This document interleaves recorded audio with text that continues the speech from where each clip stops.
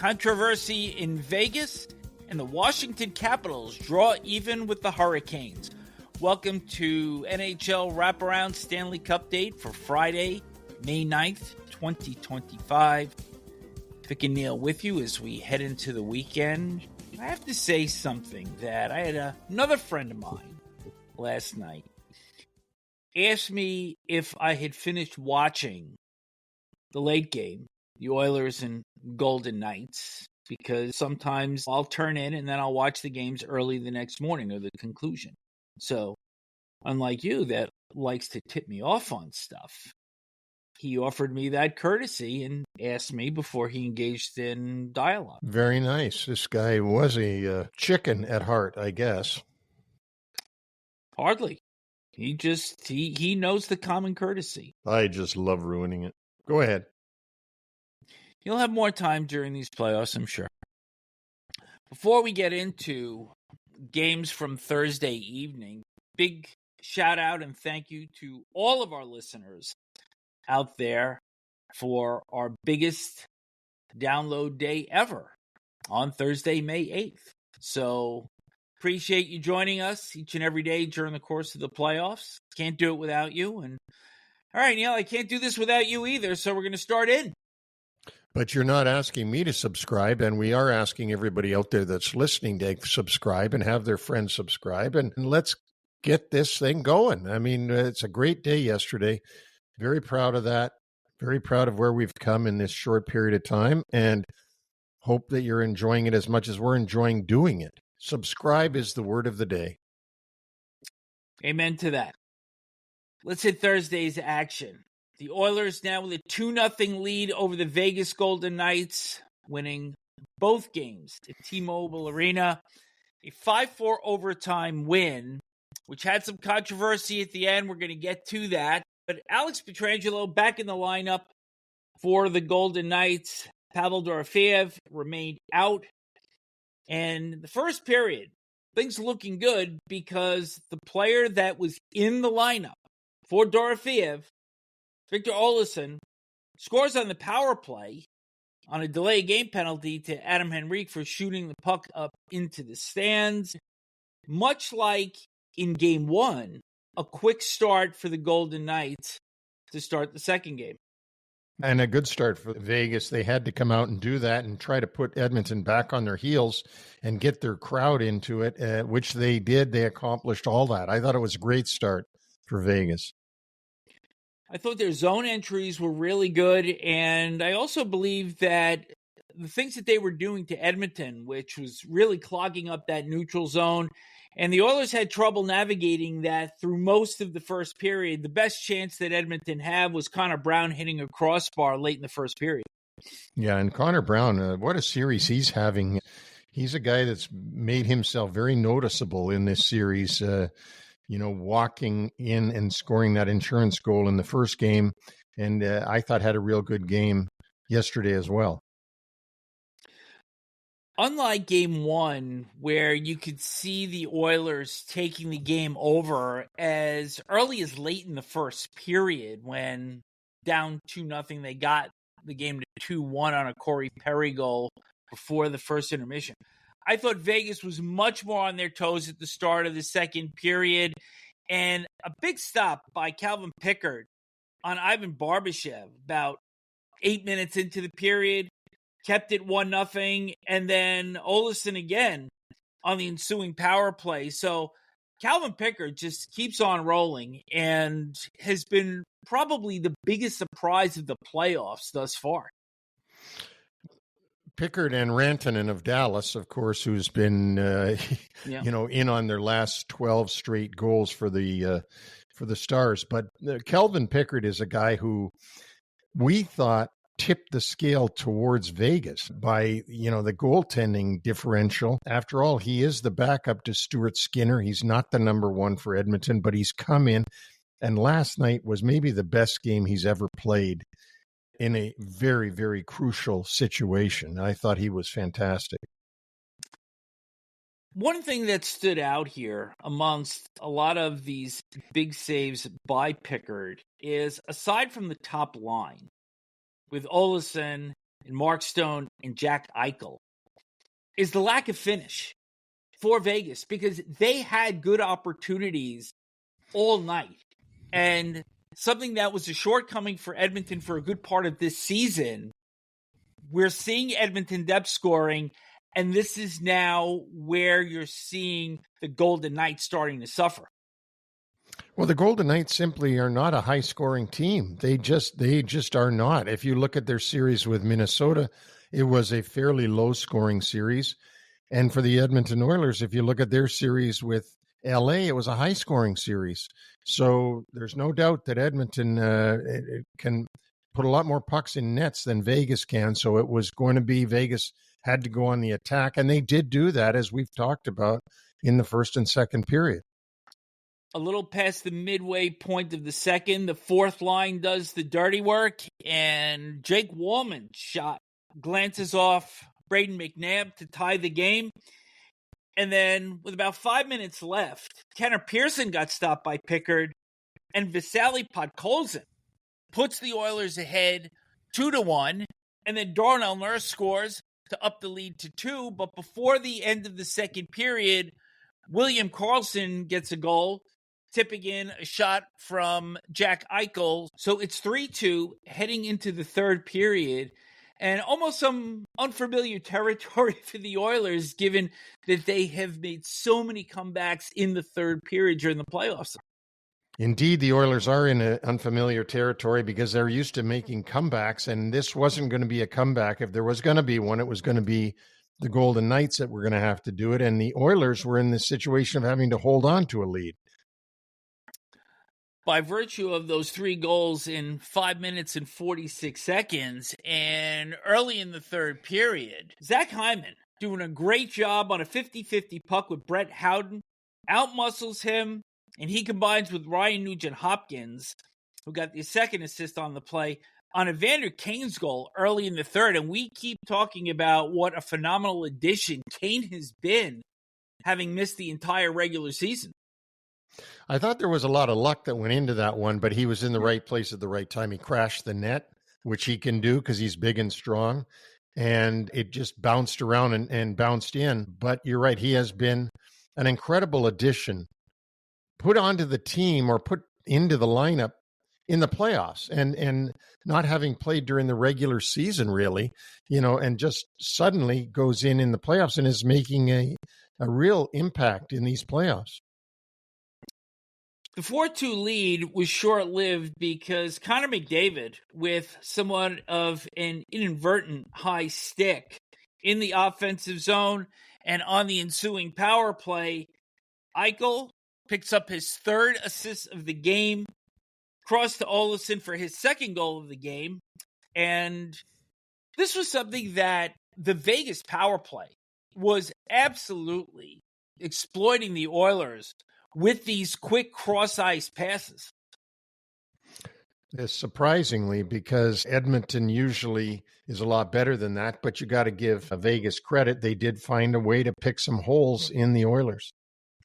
And then Pietrangelo gets the equalizer with 8:02 left in regulation. This was just after Tomas Hertl had fallen over Pickard. Don't know if he was shaken up a little bit there, but on the ensuing sequence, Pietrangelo ties the game. And there's a lot of juice in T-Mobile Arena at that point as they're anticipating their club evening up this series. This is exactly where Vegas wanted to have the Oilers, in a situation of making them have their back to the wall at this point and shutting it down. There's some real good chances. Just before we got to the overtime, Aiden Hill off Corey Perry, and then Pickard off Howden and Eichel in the final minute. So we head to overtime, and I have to think at this point, both teams are feeling pretty good about their chances. I mean, this is probably a little bit more offensive than we thought that this was going to be. Both teams showing the ability to generate chances throughout the night. And the one key here, the names that we haven't mentioned on the Edmonton side to this point, the two big guns. They had not been mentioned by us so far in this analysis because they hadn't brought it yet, but I say yet. Early in the overtime, Pickard again, stopping Hurdle and Olsen. And then something that we looked at as perhaps being the defining play of the game, Nick Waugh, major cross-checking penalty on Trent Frederick at 5:37 of overtime. And very often you say, well, you can't call that. But that cross-check was so blatantly obvious, it went to review, and there was little question that this was not a hockey play.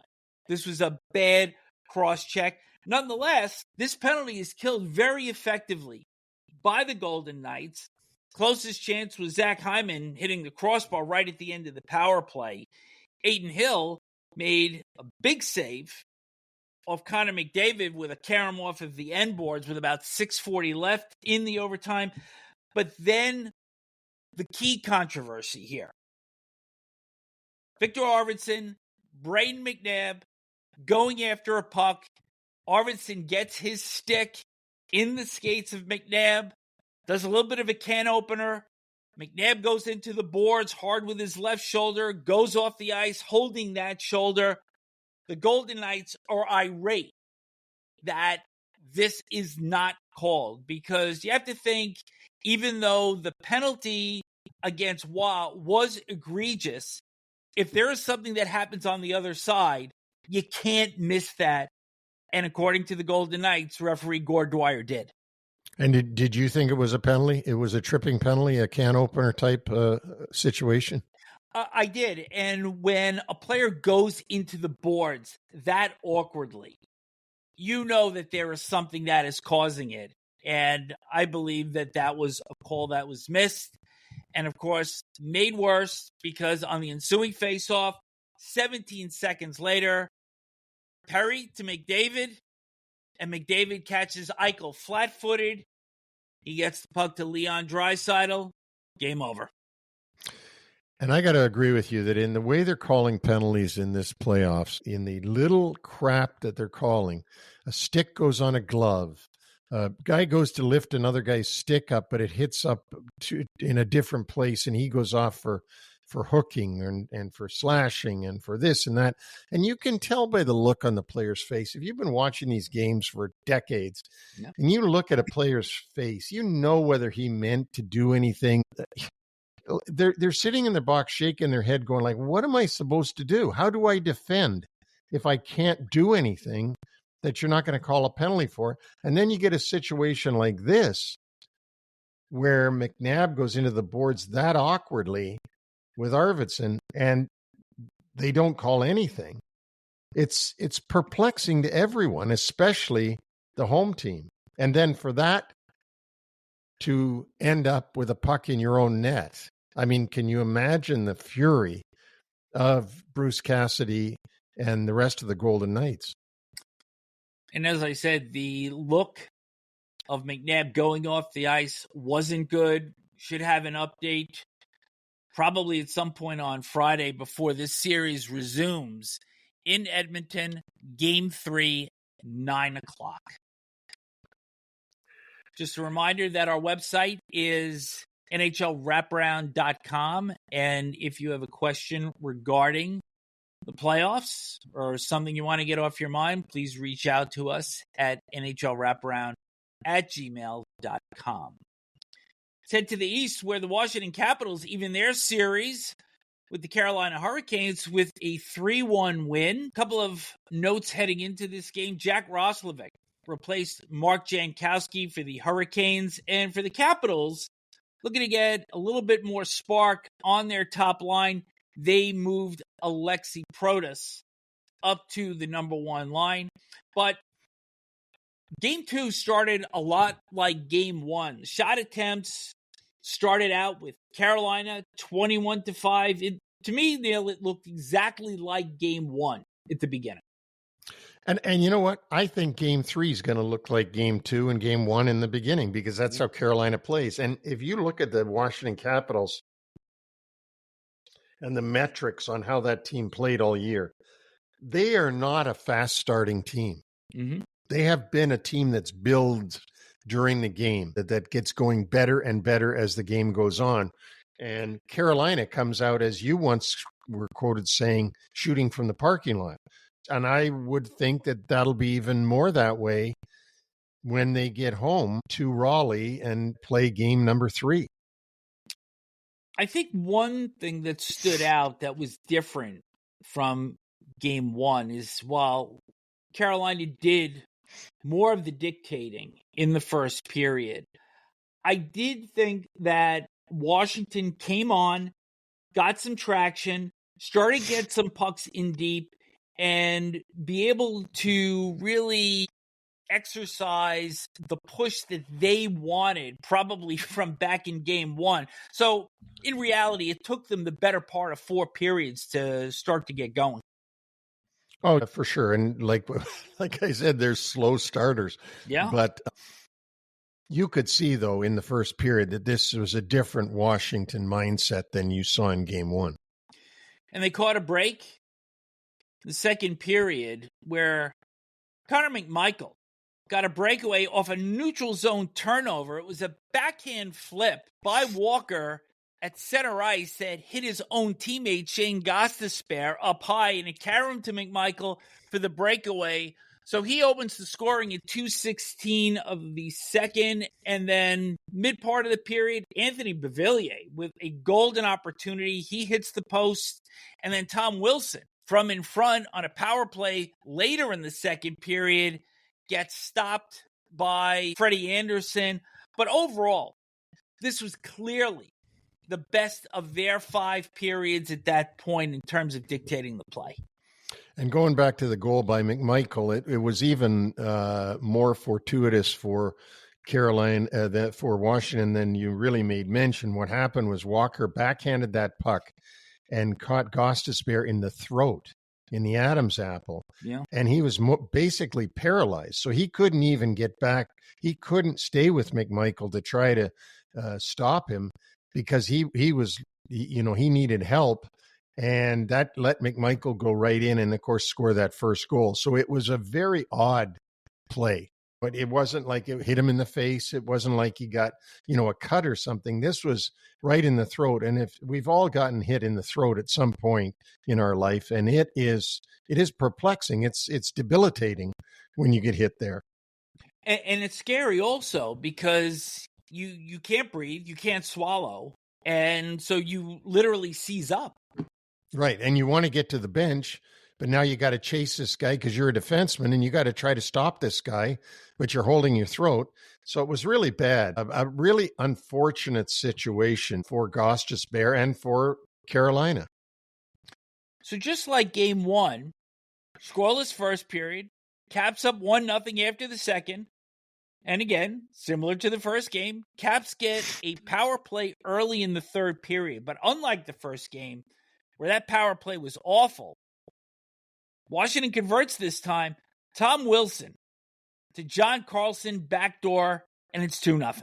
And beautiful pass, a blind pass across the top of the crease to Carlson. And if you remember on that goal, Ovechkin had gone to a different place. So they changed the look of the power play. Yeah. Ovechkin was on the right side, not in his familiar left side. So he's on the right.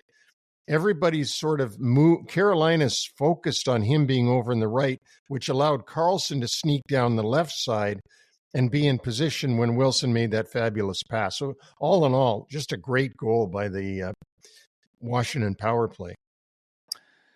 That goal came at 1:54 of the third period, but by the midway point, Carolina finally gets on the board.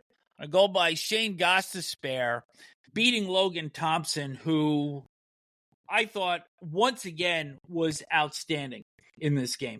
Oh, he was excellent. Goal. Excellent. Yeah, I mean, he gave up a goal, but he was really good for the Caps. 27 saves on the night, 16 in the third period.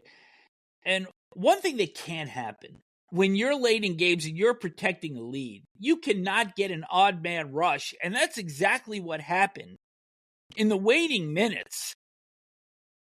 2-on-1 for Carolina. And fortunately for the Capitals, Trevor Van Riemsdyk broke up Taylor Hall's pass, but that can't happen there. It's a scoring chance, and it's got to end up with a scoring chance. If the goalie makes a great save, that's one thing, but you can't lose possession. Tom Wilson winds up getting the empty net goal. Goal, assist, 2 points, 3 shots, physical presence on the ice.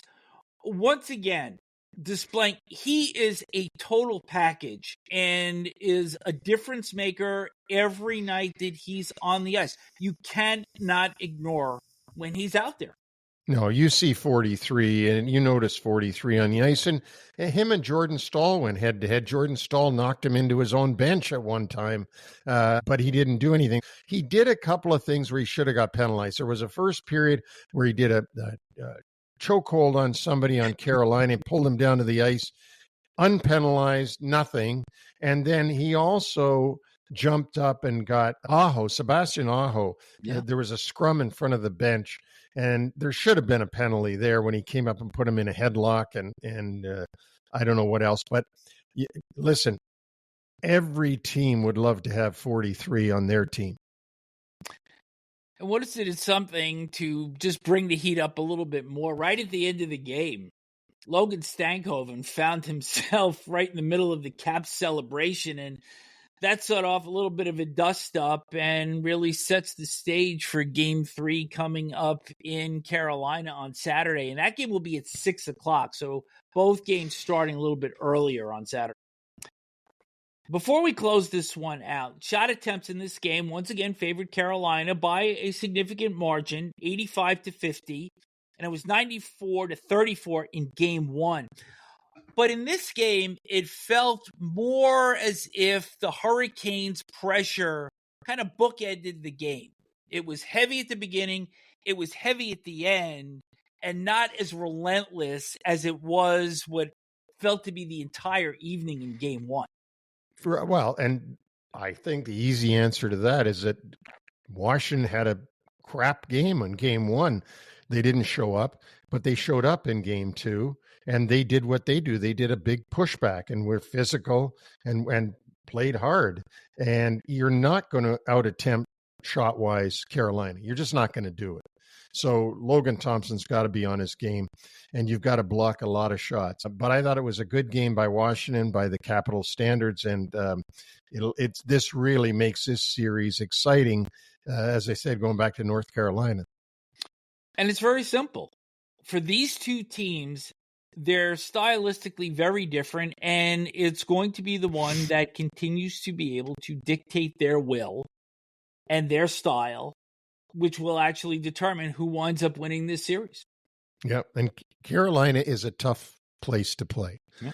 I mean, they didn't lose a lot of home games this year, and it's going to be tough for Washington. They're going to have to be on top of their game and be ready, because Game 3 will be a very tough one. And I suspect that Carolina will pull into the lead after Game 3. That's just my prediction. I think one thing can be certain, and certainly based on the first 2 games of this series, they're going to come out, put all the pressure on, and let's see how well Washington holds up to that pressure on the road. Let's see. It'll be fun. Friday's games, with television now switching over to TNT for the next 4 nights. The evening will open with Toronto and Florida at 7 o'clock. Leafs goaltender Anthony Stolarz did not travel with the club to Florida, so it'll be Joseph Woll again. In this one, you've got to expect that Florida's bringing it in those first 10 or 12 minutes, and it will be on the Maple Leafs to see what kind of pushback that they can generate, whether they can keep the score scoreless or maybe even be ahead, but certainly no worse down than a goal. Joseph Woll is going to get tested early and often, and Stolarz won't be able to go back and visit his apartment or condo or house, wherever he lived when he played for the Panthers, because he's not on the trip to Florida. So Joseph Woll, backed up by Matt Murray, will be the duo that goes in and tries to get that 3-0 lead. But boy, if there was ever going to be a tough game, it's going to be Game 3. This is another good test for Toronto Maple Leafs and how they've matured, how they are doing things that have been different throughout these playoffs than what we have seen previously. If you're Craig Berube, I think the message is don't sit back in those first 10 minutes. Don't try to take their body blow. Bring something into their end and put the heat on the Panthers. Yeah, make them play 200-foot game. Keep getting it into their zone. Get pucks deep and go after them. And then, you know, they're coming after you. So let's go after them whenever we get the chance. Dallas and Winnipeg will play at 9:30. Josh Morrissey and Logan Stanley skated in regular jerseys on Thursday. They will be game time decisions. Miro Heiskanen remains close to returning. The Jets weren't really happy with their effort in Game 1, even though this game was close. I expect a little bit more from them in Game 2.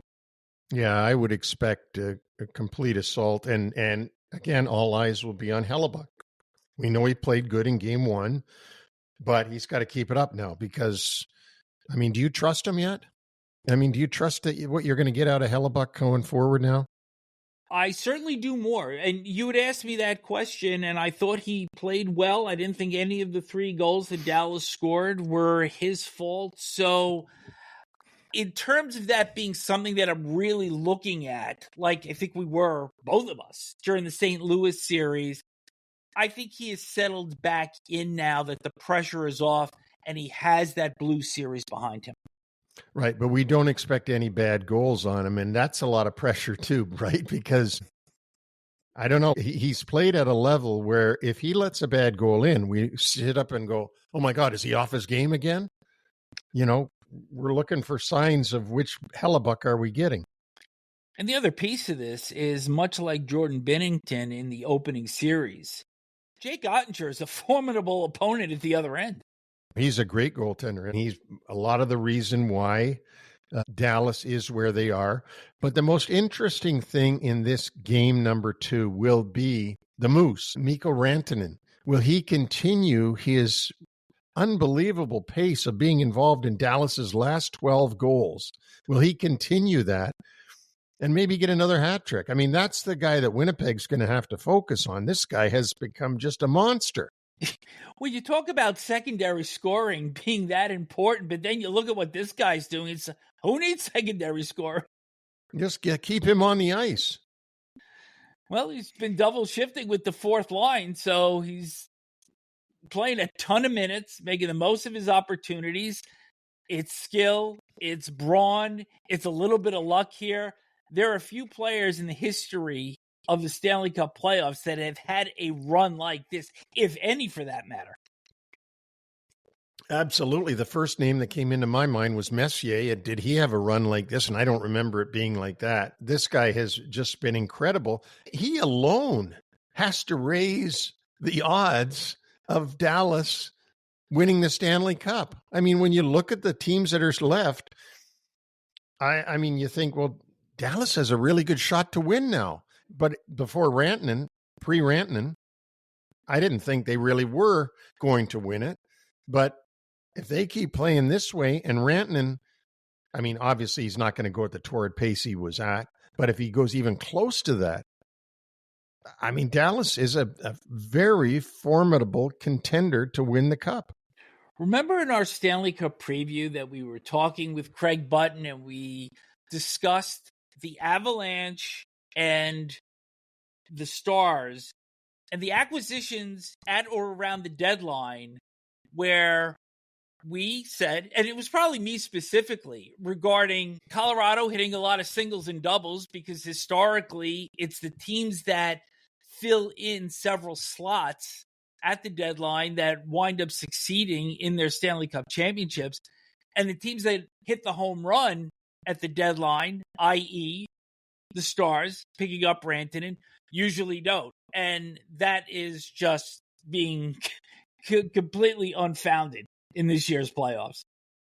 It really is. However, in order to accomplish that anomaly that the team getting the star at the deadline wins the Cup, they're going to have to win the Cup. I mean, you know what I mean? And again, I've told you this before. In my memory, and I've gone back through it, the only star to be traded at the deadline and help his team that playoff win the cup was Rob Blake in Colorado, who helped Raymond Bourque win his first and only Stanley Cup with the Avalanche. 2001. Yeah. Some news around the league. Joel Quenneville hired as the Anaheim Ducks head coach. This will be the 5th team that he will be behind the bench for. St. Louis, Colorado, won 3 cups with Chicago and Florida. 969 wins, second only to Scotty Bowman. However, he has not coached since 2021. He resigned from the Panthers position and subsequently banned from the NHL for inadequate response to allegations of sexual assault while head coach of the Blackhawks in 2010. And Pat Verbeek, general manager of the Ducks, has said they did a lot of vetting, a lot of speaking with people. He is convinced that Quenneville is clearly remorseful of not paying more attention to the things that were going on. And this is all well and good. But nonetheless, this is meeting up with a lot of controversy around the league. Not everybody's in favor of it. And of course, you've also got the sexual assault trial going on with the players up in Canada that were involved in an incident when they were juniors. So this is a real slippery slope here. It's a real tough one, and it's stuff from 2025. I just want to remind everybody that we didn't hear about any of this in the 90s or the early 2000s, but all of a sudden, this is today's world, and you're going to be held accountable when people are abused. And there was a number of players that were with that 2010 Blackhawks playoff team that were practicing with the team, not playing, but practicing, young men who did make allegations that they were sexually assaulted by the video coach, who has been proven to be a sexual predator in the past. So it's not all cleaned up yet. There's still stuff going on in the courts for a couple of guys, and I know that there was a letter put out by the lawyers for the anonymous players that have lawsuits pending that said how disappointed they are in the Ducks hiring Joel Quenneville as their coach while these cases are still pending. As you said, it's a slippery slope.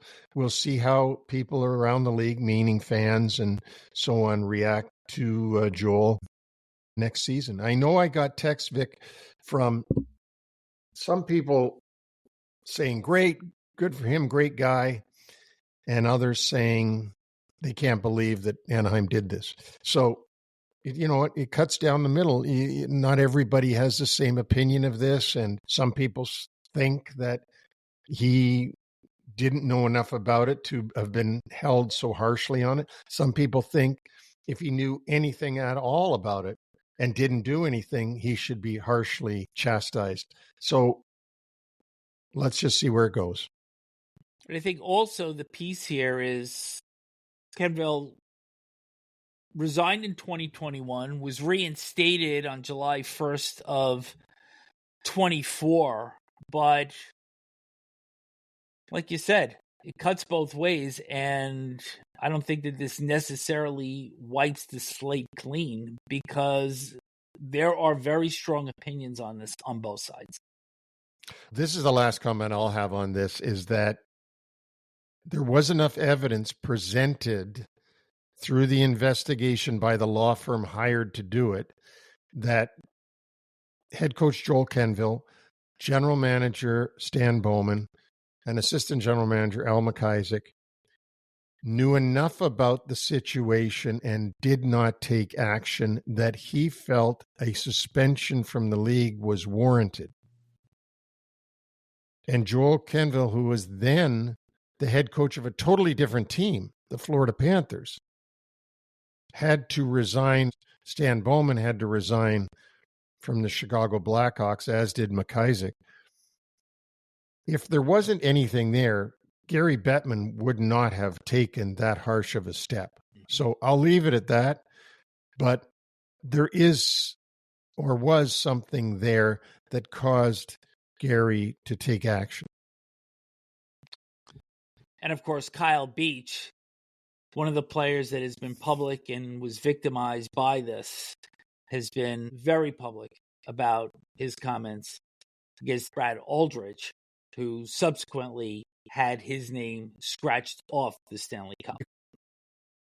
But Stanley Cup is supposed to be something positive, and so we will spin this to this day in Stanley Cup history. On May 9th, in 1974, Game 2 of the Stanley Cup Final between the Bruins and the Flyers, Bobby Clarke scores a 12:01 of overtime to lead the Flyers over the Bruins to even that series at a game apiece. And this was really the win that helped turn that series around. It was the first win in Boston Garden for the Flyers since their very first visit in 1967. They were 0-17-2 in their previous 19 games in Boston, including the first game of the final, which Bobby Orr won with just 22 seconds left in regulation.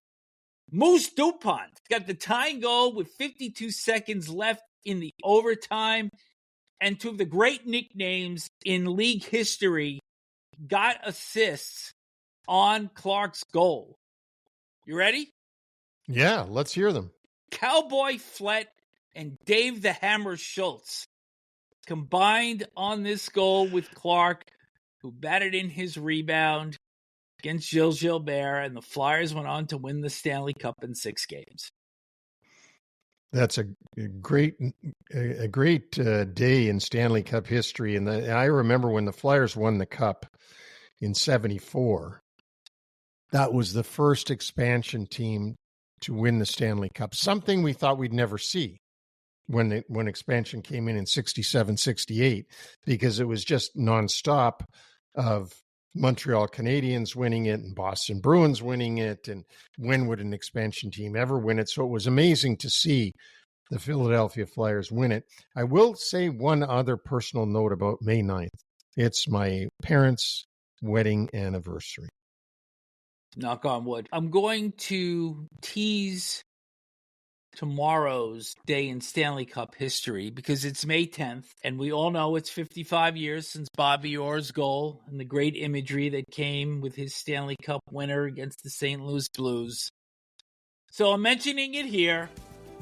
I'll also mention it again tomorrow in passing, but it's not going to be the big note that we have planned. Okay, I can't wait to hear it.